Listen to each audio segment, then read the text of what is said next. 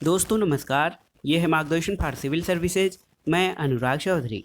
दोस्तों आज की वीडियो में हम सॉल्व करेंगे मध्यकालीन भारत के इतिहास से संबंधित महत्वपूर्ण प्रश्नों का भाग 4, जिसमें हम तुगलक वंश से संबंधित महत्वपूर्ण प्रश्नों को सॉल्व करेंगे। दोस्तों ये वीडियो गवर्नमेंट इंटर कॉलेज प्रवक्ता परीक्षा, government degree college assistant professor, केंद्रीय विद्यालय संगठन, टीजीटी पीजीटी, नेट जेआरएफ इतिहास और एलटी ग्रेड के लिए बहुत ही उपयोगी तथा महत्वपूर्ण है। तो आइए सॉल्व करते हैं आज का वीडियो, मध्यकालीन भारत के इतिहास से संबंधित महत्वपूर्ण प्रश्नों का भाग 4।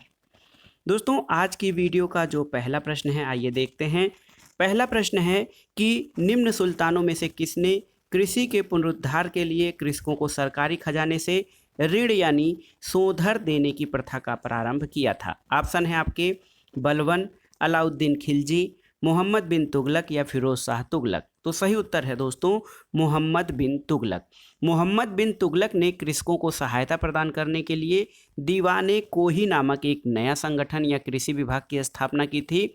इसका प्रमुख अमीर कोही था और वह राज्य की तरफ से कृषि विकास के लिए सोधर यानी तकावी, जो कि कृषि ऋण प्रदान करता था, और इसके लिए मोहम्मद बिन तुगलक ने 70 लाख टन का व्यय किया था। अगला प्रश्न है किस सुल्तान के काल में फिरदौसिया सूफियों को उत्पीड़न और प्राणदंड झेलना पड़े था? तो सही उत्तर है फिरोज शाह तुगलक। दोस्तों फिरोज शाह तुगलक के शासनकाल में फिरदौसिया सूफियों को उत्पीड़न और प्राणदंड झेलना पड़ा था। अगला प्रश्न है कुछ हिंदू जानते हैं कि इस्लाम सच्चा धर्म है पर वे इस्लाम कबूल नहीं करते हैं, ये कथन किसका है? ऑप्शन है आपके अलबरूनी, निजामुद्दीन औलिया, बर्नी और शेख सरहिंदी। तो सही उत्तर है ऑप्शन सी बर्नी। दोस्तों इतिहासकार बर्नी का कथन है कि कुछ हिंदू जानते हैं कि इस्लाम सच्चा धर्म है पर वे इस्लाम धर्म कबूल नहीं करते। बर्नी एक धर्मनिष्ठ मुसलमान और इतिहासकार था और उसके अनुसार भ्रष्टाचार में हिंदू समुदाय का अधिक योगदान है, और इसी को ध्यान में रखकर वह मोहम्मद तुगलक के समय में कहता है कि प्रत्येक हिंदू का घर टकसाल हो गया है। अगला प्रश्न है कि किस सुल्तान ने सेना में विरासत का सिद्धांत लागू किया था? तो सही उत्तर फिरोज तुगलक। फिरोज शाह तुगलक ने सेना में विरासत का सिद्धांत लागू किया। उसके काल में सैनिकों की नियुक्तियां वंशानुगत आधार पर होने लगीं और सैनिकों को वेतन जागीर के रूप में दिया जाने लगा था। अगला प्रश्न है देखिए, तुगलक साम्राज्य विभक्त था 16 मुक्तों यानी प्रांतों में, 19 मुक्तों में, 23 मुक्तों में या फिर 27 मुक्तों में? तो सही उत्तर है तुगलक साम्राज्य 23 मुक्तों यानी प्रांतों में विभक्त था और इसमें कश्मीर, बलूचिस्तान और पूर्वांचल के क्षेत्रों के अतिरिक्त सारा उपमहाद्वीप शामिल था। अगला प्रश्न है दोस्तों, स्वर्गद्वारी नामक शिविर किस सुल्तान से संबंधित था? आपको बताना है। तो सही उत्तर है स्वर्गद्वारी नामक शिविर मोहम्मद बिन तुगलक द्वारा गंगा नदी के तट पर 1339 ईस्वी में स्थापित किया गया था। अगला प्रश्न है भारत में तुगलक वंश का संस्थापक कौन था? तो सही उत्तर है गयासुद्दीन तुगलक। दोस्तों अलाउद्दीन के सेनापतियों में गयासुद्दीन तुगलक या गाजी मलिक तुगलक वंश का प्रथम शासक था। उसने तुगलक वंश की स्थापना की थी। उसकी माता हिंदू जाट महिला थी और पिता एक करौना तुर्क था जो बलबन का दास था। गयासुद्दीन तुगलक अलाउद्दीन खिलजी के शासनकाल में कई महत्वपूर्ण अभियानों का अध्यक्ष था और उसे दीपालपुर का राज्यपाल नियुक्त किया गया था। 29 अवसरों पर उसने मंगोलों के विरुद्ध युद्ध किया। उन्हें भारत से बाहर खदेड़ा, इसलिए वह मलिक उल गाजी के नाम से प्रसिद्ध हुआ। अगला प्रश्न है किस शासक ने खूतों और मुकदमों के पुराने अधिकारों को बहाल कर दिया था? तो सही उत्तर है गयासुद्दीन तुगलक। दोस्तों गयासुद्दीन तुगलक ने खूतों और मुकदमों के पुराने अधिकारों को बहाल किया था। इसने दीवाने बिजारत को आदेश दिया कि इक्ता की मालगुजारी में 1 वर्ष में 1/10 या 1/11 से अधिक की वृद्धि न की जाए। अगला प्रश्न है दिल्ली दूर है का नारा किसने दिया था? तो सही उत्तर है दिल्ली दूर है का नारा दोस्तों गयासुद्दीन तुगलक द्वारा दिया गया था। गयासुद्दीन दिया नहीं गया था, दिल्ली दूर है का नारा गयासुद्दीन तुगलक से संबंधित है। गयासुद्दीन तुगलक और सूफी संत निजामुद्दीन औलिया के बीच कटुतापूर्ण संबंध हो गए थे, और जब सुल्तान 1324 से 25 ईस्वी में बंगाल की महत्वपूर्ण विजय प्राप्त करके दिल्ली लौट रहा था तो इसने कहा कि औलिया साहब दिल्ली छोड़ दें, तो औलिया ने कहा हनूज दिल्ली दूरस्त, यानी दिल्ली अभी दूर है। अगला प्रश्न है हनूज दिल्ली दूर अस्त किस सुल्तान को संबोधित कथन है। तो सही उत्तर है ये दोस्तों गयासुद्दीन तुगलक को संबोधित कथन है, जो कि निजामुद्दीन औलिया सूफी संत थे, उन्होंने कहा था। अगला प्रश्न है किसका कथन है कि मोहम्मद बिन तुगलक देवगिरी को अपनी राजधानी इसलिए बनाना चाहता था कि वह साम्राज्य के केंद्र में स्थित था। ये कथन किसका है। तो सही उत्तर है ये कथन जियाउद्दीन बर्नी का है।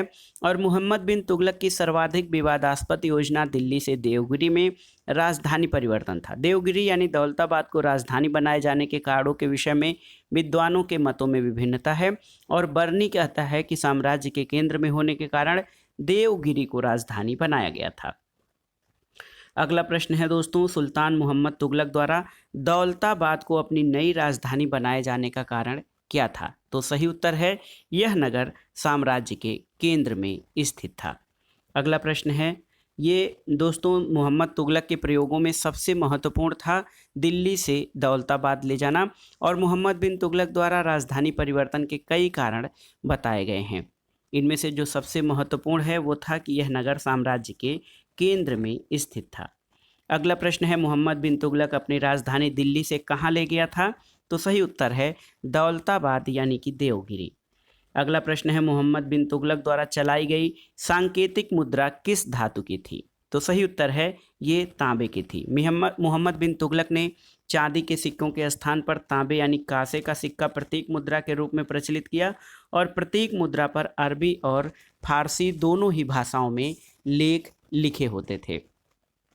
दोस्तों चीन में कुबलाई खां के समय में सांकेतिक मुद्रा का प्रयोग सफलतापूर्वक किया गया था। ईरान में भी सांकेतिक मुद्रा चलाई गई थी, और मोहम्मद बिन तुगलक के द्वारा जारी स्वर्ण सिक्कों को इब्न बतूता द्वारा दीनार की संज्ञा दी गई थी। अगला प्रश्न है मोहम्मद बिन तुगलक द्वारा अपनी सांकेतिक मुद्रा में किस धातु का प्रयोग किया गया था। तो ये आप जानते हैं तांबा था। अगला प्रश्न है इब्न बतूता के अनुसार दीनार नामक स्वर्ण मुद्राओं का प्रचलन किसने करवाया था। तो सही उत्तर है इब्न बतूता के अनुसार मोहम्मद बिन तुगलक ने दीनार नामक स्वर्ण मुद्राओं का प्रचलन कराया था। अगला प्रश्न बहुत ही महत्वपूर्ण है, भारत में सर्वप्रथम सांकेतिक मुद्रा या प्रतीकात्मक मुद्रा का प्रचलन किसने किया था। तो ये था दोस्तों मोहम्मद बिन तुगलक। यही प्रश्न कई बार पूछा है, सांकेतिक मुद्रा का सबसे पहली बार प्रचलन तो आप जानते हैं मोहम्मद बिन तुगलक। दोस्तों अगला प्रश्न है मोहम्मद बिन तुगलक द्वारा सांकेतिक मुद्रा का प्रचलन संबंधी प्रयोग किस कारण से विफल सिद्ध हुआ था। तो सही उत्तर है व्यापक स्तर पर नकली सिक्कों की ढलाई के कारण मोहम्मद बिन तुगलक द्वारा सांकेतिक मुद्रा का जो है प्रचलन या प्रयोग असफल हो गया था।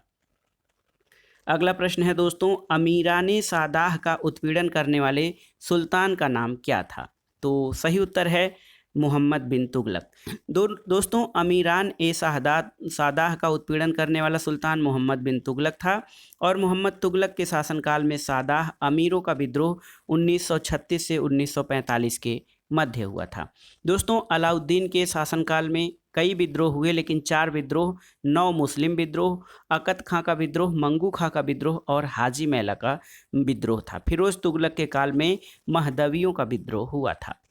अगला प्रश्न है दोस्तों दीवाने अमीर कोही नामक विभाग जो कृषि से संबंधित था किसके द्वारा स्थापित किया गया था। तो आप जानते हैं ऑप्शन डी मोहम्मद बिन तुगलक के द्वारा।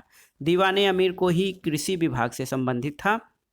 और इसके अलावा दोस्तों फिरोज शाह तुगलक ने बेरोजगार व्यक्तियों को रोजगार देने के लिए दिल्ली में रोजगार दफ्तर खुलवाया, और अनाथों विधवाओं और गरीबों के भरण पोषण के लिए दीवाने खैरात की स्थापना की, और निर्धनों और वृद्धों की सामाजिक सुरक्षा के लिए दीवाने इस्तेहाक यानी पेंशन विभाग की स्थापना जो है फिरोज तुगलक ने की थी। अगला प्रश्न भी इसी से संबंधित है कि किस सुल्तान ने दीवान ए कोही यानी कृषि विभाग की स्थापना की थी। तो ये मोहम्मद बिन तुगलक था। और अगला प्रश्न है सल्तनत काल के शासकों में किसने दीवान ए खैरात का प्रारंभ किया था। तो सही उत्तर है दीवान ए खैरात का प्रारंभ फिरोज तुगलक के द्वारा किया गया था। अगला प्रश्न है दोस्तों वली और अमीर के पदों को किसने पृथक किया था। तो ये था मोहम्मद तुगलक। दोस्तों तुगलक शासनकाल के प्रशासन में राजस्व और आर्थिक अधिकारों को सैनिक कार्यभार से अलग करना था। यह महत्वपूर्ण परिवर्तन मोहम्मद तुगलक के शासन रूढ़ होने के बाद किया गया था। अगला प्रश्न आपको बताना है कि सल्तनत काल में दार उल सफ़ा क्या होता था। तो सही उत्तर है दारुल सफ़ा एक चिकित्सालय होता था और इसकी स्थापना फिरोज तुगलक ने दिल्ली में की थी। यहाँ रोगियों को निःशुल्क चिकित्सा और भोजन की व्यवस्था थी। अगला प्रश्न है दोस्तों, इब्न बतूता के रहला में किसके शासनकाल का वर्णन किया गया है। तो सही उत्तर है इब्न बतूता के रहला में मोहम्मद बिन तुगलक के शासनकाल का वर्णन किया गया है। इब्न बतूता के बारे में आपको बता दें कि वह मोरक्को अफ्रीका का निवासी था। यह मोहम्मद तुगलक के शासनकाल में भारत आया और इब्न बतूता ने रहला में मोहम्मद बिन तुगलक के शासनकाल का वर्णन किया है। दोस्तों, अमीर खुसरो दरबारी का कवि के पद पर सबसे पहली बार अलाउद्दीन के काल में नियुक्त किए गए और बलवन के राजत्व सिद्धांत के विषय में डॉक्टर ए.के. निजामी ने कहा है कि बलवन एक उत्तम अभिनेता था और अपने दर्शकों को आधुनिक फिल्मी सितारों की भांति मंत्रमुग्ध रखता था। रहला के बारे में पूछा गया है कि रहला का लेखक कौन है। तो आप जानते हैं इब्न बतूता। और अगला प्रश्न है कि मोरक्को का यात्री इब्न बतूता किसके शासनकाल में दिल्ली का काजी नियुक्त किया गया था। तो ये था मोहम्मद बिन तुगलक का शासनकाल, जिसके समय काल में इब्न बतूता को दिल्ली का काजी नियुक्त किया गया था। दोस्तों, ये जो है मोहम्मद बिन तुगलक के शासनकाल में 1333 ईस्वी में दिल्ली आया था और मोहम्मद बिन तुगलक ने इसे दिल्ली का प्रमुख काजी नियुक्त किया था और इस पद पर इसने 8 वर्ष तक कार्य किया था। और इब्न बतूता की जो पुस्तक है अरबी भाषा में किताबुल रहला के नाम से प्रसिद्ध है। अगला प्रश्न देखिए, बहुत ही आसान है। आप जानते हैं इब्न बतूता प्रसिद्ध मुस्लिम अन्वेषक जो मोहम्मद बिन तुगलक के शासनकाल में भारत आया किस देश से था। तो ये मोरक्को का निवासी था। अगला प्रश्न है इब्न बतूता को किसने दिल्ली का काजी और चीन का राजदूत नियुक्त किया था। तो सही उत्तर है मोहम्मद बिन तुगलक ने। अगला प्रश्न है इब्न बतूता किसके शासनकाल में भारत आया था। तो आप जानते हैं मोहम्मद बिन तुगलक के शासनकाल में इब्न बतूता भारत आया था। और इसी से संबंधित प्रश्न है कि मोहम्मद बिन तुगलक के शासनकाल में भारत आने वाला विदेशी यात्री, तो वो था इब्न बतूता। अगला प्रश्न है कि सुल्तान मोहम्मद बिन तुगलक के शासनकाल या शासन क्षेत्र को हिंद और सिंध शब्द का प्रयोग किसने किया था। तो सही उत्तर है दोस्तों इब्न बतूता। इब्न बतूता ने हिंद और सिंध शब्द का प्रयोग मोहम्मद बिन तुगलक के शासन क्षेत्र के लिए किया था। अगला प्रश्न है कौन सा दिल्ली का पहला सुल्तान था जिसने होली का त्यौहार मनाया था। तो दोस्तों, ये था मोहम्मद बिन तुगलक। तुगलक काल का विद्वान लेखक इसामी अपनी पुस्तक फुतुह उस सलातीन में लिखता है कि सुल्तान मोहम्मद बिन तुगलक हिंदुओं के त्यौहार होली में शामिल होता था। मोहम्मद बिन तुगलक बहुत ही विद्वान शासक था।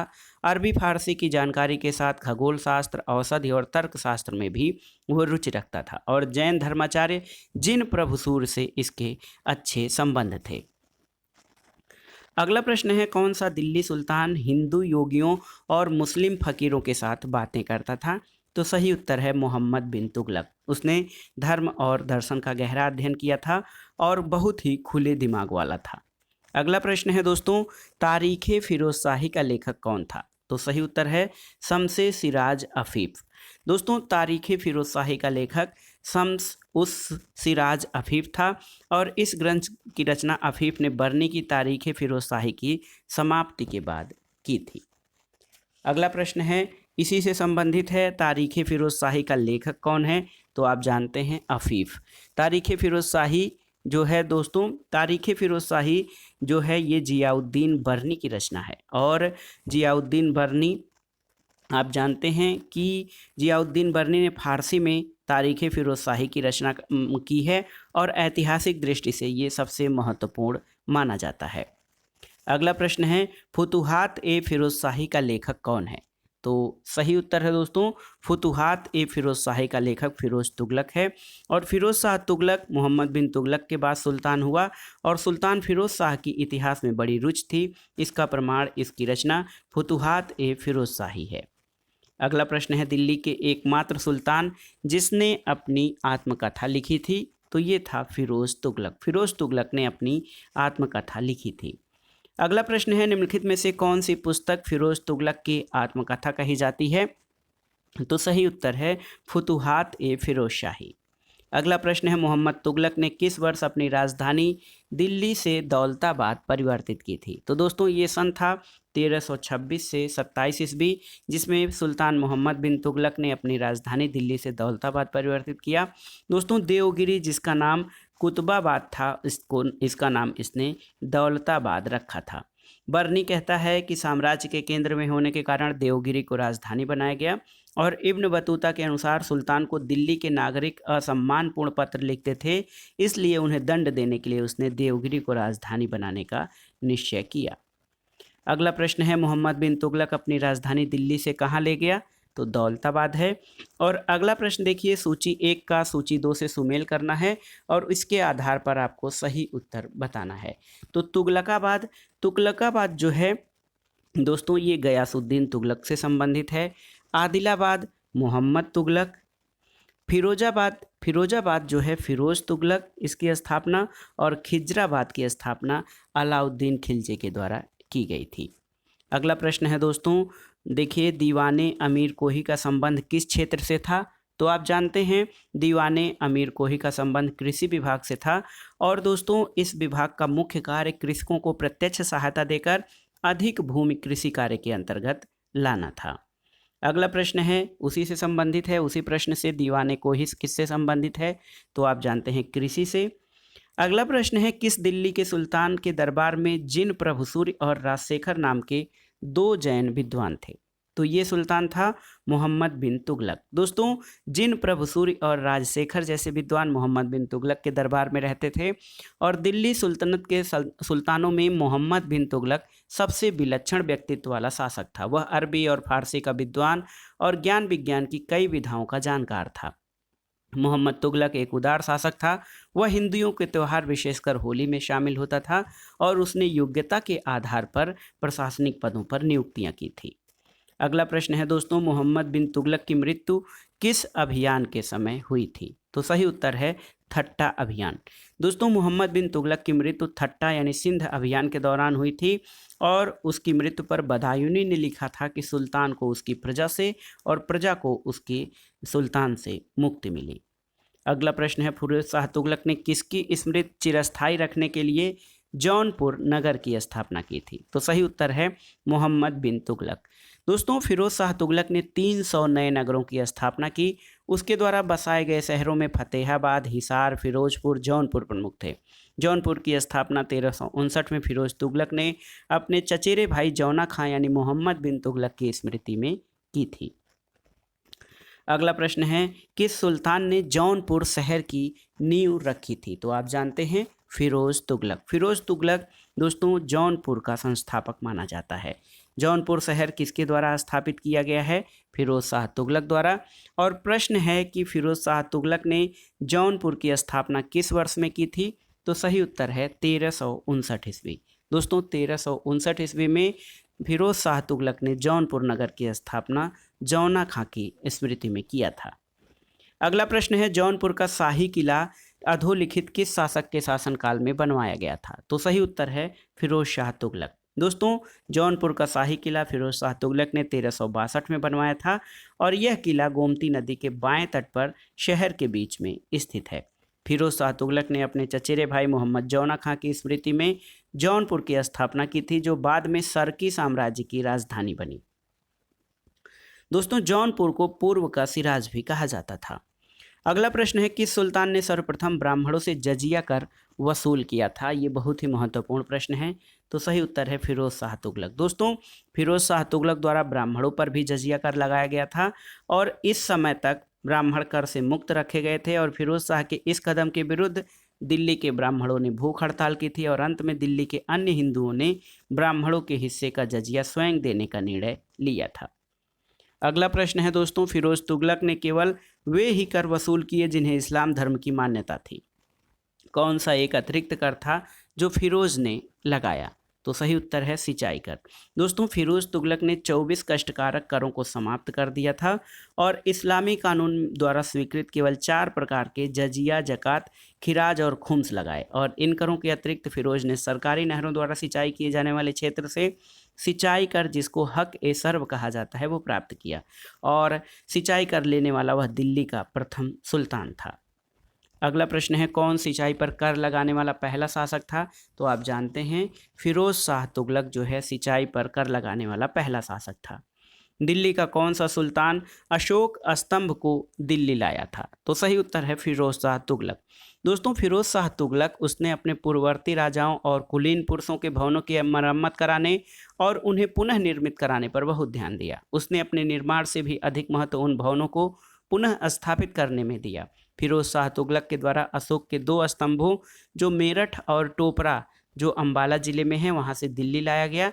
टोपरा वाले स्तंभ को महल फिरोजाबाद की मस्जिद के निकट पुनः स्थापित कराया गया और मेरठ वाले स्तंभ को दिल्ली के वर्तमान बाड़ा हिंदू राव अस्पताल के निकट एक टीले के कसके शिकार के आखेट के स्थान पर पुनः स्थापित कराया गया था। अगला प्रश्न है, निम्नलिखित सुल्तानों में से कौन गुलामों के लिए किए गए कल्याणकारों के लिए जाना जाता है? तो ये था फिरोज शाह तुगलक। उसको दासों का बहुत बड़ा शौक था और उसके दासों की संख्या संभवतः 1,80,000 तक पहुंच गई थी। उनकी देखभाल के लिए एक अन्य विभाग दीवाने बंदगान की स्थापना की गई थी।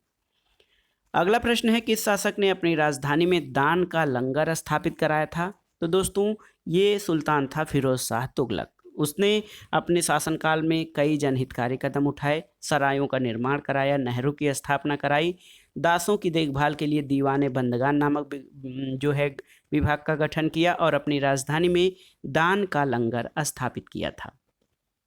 अगला प्रश्न है, निम्नलिखित सुल्तानों में से किसने पृथक लोक निर्माण विभाग की स्थापना की थी? तो ये था दोस्तों फिरोज शाह तुगलक। सल्तनत काल में सबसे पहले फिरोज शाह तुगलक ने लोक निर्माण विभाग की स्थापना की और उसने कई नए नगरों की स्थापना की।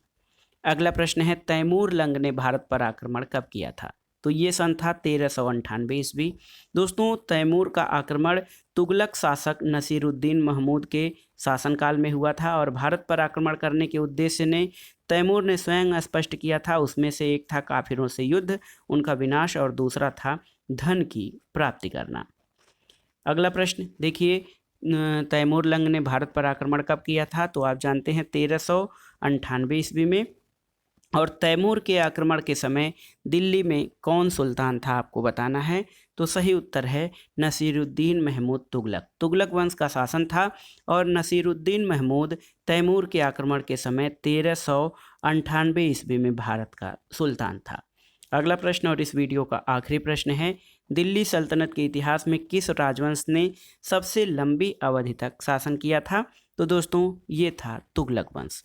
तो आपको बताना है कि तुगलक वंश का शासनकाल कहाँ से कहाँ तक था। कमेंट बॉक्स में ये आपके लिए एक प्रश्न है। तो दोस्तों, ये था आज का वीडियो, मध्यकालीन भारत के इतिहास से संबंधित तुगलक वंश से संबंधित महत्वपूर्ण प्रश्न जो आपके जीआईसी प्रवक्ता परीक्षा, गवर्नमेंट डिग्री कॉलेज, उच्चतर शिक्षा assistant professor, LT grade, TGT, PGT, UGC net इतिहास के लिए बहुत ही उपयोगी तथा महत्वपूर्ण हैं।